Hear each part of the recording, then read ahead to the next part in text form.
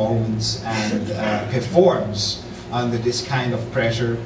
When he went to go and fight down in Mexico, Juan Baby Bull Diaz, not too many people gave him a chance, but you saw what happened. And that is exactly the kind of warrior he is, the kind of fighter he is, and he is here to show what he is all about. And Nate recently signed with Golden Boy. It's a pleasure to have Nate as part of our team as well. It's a pleasure for me to introduce to you the former undisputed lightweight champion of the world, Nate Campbell. Good day. How's everybody doing? Just want to thank God for being there, giving me life and the strength to do what I do. I don't have a whole lot to say. I'm not going to make any idle threats or make any, statements about what's going to happen. I'm going to let my hands do the talking. Those of you who know me know I don't care who you put in front of me. I never have. I grew up in the ghetto. I was a foster child. Went by myself most of my life. What you do is what you do. With me, I'm going to do what I have to do. And that's when. Thank you very much.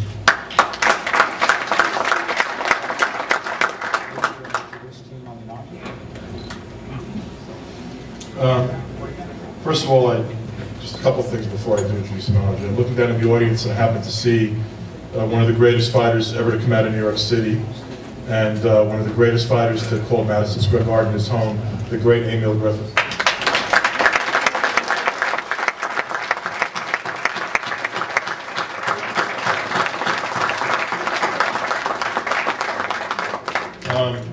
When you talk about Malignaggi, I have to mention my team at the Bell Entertainment. They've worked very, very hard, along with the Golden Boy staff that's worked so hard. I've been unusually testy, more of a maniac than usual lately, so I want to thank and apologize to my staff for that, and thank you for all your hard work. I also see some members of Team Malignaggi in the audience. I just want to quickly acknowledge the man we call the Vice President of Communications, because he carries Pual's cell phone. His brother Umberto, and his sponsors at the Underground Clown. So I just want to say hi to everybody. And his odd watches. There's no question Amir Khan has one of the great trainers in the world in his corner, a future Hall of Famer. I call him Yoda because I think he's that great a teacher. He's got a good fighter to work with in his corner, and we know that we're up against the best. I think that Pual has a trainer that's under the radar, not very well known, but if you look at the difference between the Pual Malignaggi who fought Ricky Hatton and the way Pual's looked since, you know what a great job that Sharif Yunan has done. So Sharif.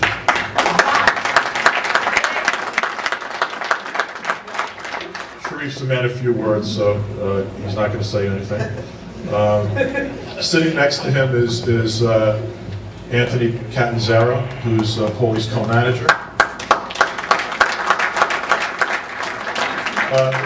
Linguistic expert who I could use to translate in many languages, so thank you, Anthony. And to say a few words on behalf of Pual's camp, I'll bring up his co-manager, Josh Dubin.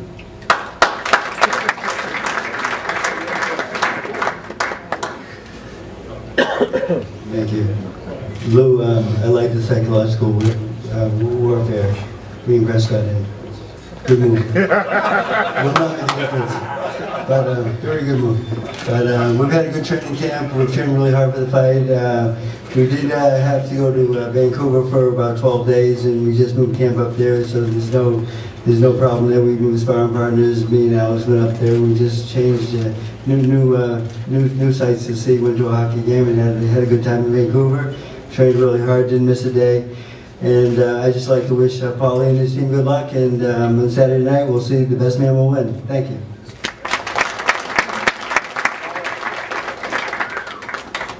When I'm fighting one of your fighters, I gotta try every trick possible. I don't need to do a big introduction on this guy because God knows he's done it for himself. He's the mouth that roared. He's the greatest self-promoter I've ever worked with. He's brash, he's controversial, he tries to get under people's skin. the irony is, if you just hang out with him, you're not going to find a nicer kid on earth. And most people in New York know that because they've had the chance over a lot of years to get to know Paulie. But Paulie's one of those guys that understands that this is a business where you want people to buy tickets, whether they love you or hate you, whether they're rooting for you or they're rooting against you. It's about having them react to you and having them want to see you, and that's what he does so well. If you know Paulie, you know that there's nobody that loves the sport more than Malignaggi. He's a gym rat. He lives in the gym. He loves the spar. He trains every day of the year because that's all he knows. He watches every fight, whether it's ESPN or he's got to take a foreign feed on Justin TV on the internet, but he'll watch every possible fight he can watch because this is what he does and this is who he is. There's a lot of prognostications on the side of the table about a knockout. If you guys knock out Paulie Malignaggi, we're going to congratulate you, we're going to applaud you, and we're going to tell you you're the best. I don't think that that's going to happen. I don't think that that's going to happen. And I think you might be in for a real big surprise this Saturday night at the hands of Paulie the Magic Man Malignaggi.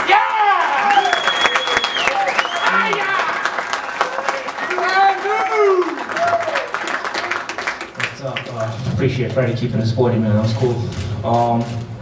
To correct Amir's manager, if they were on the Brooklyn Bridge asking where's Paulie, how can they ask who's Paulie?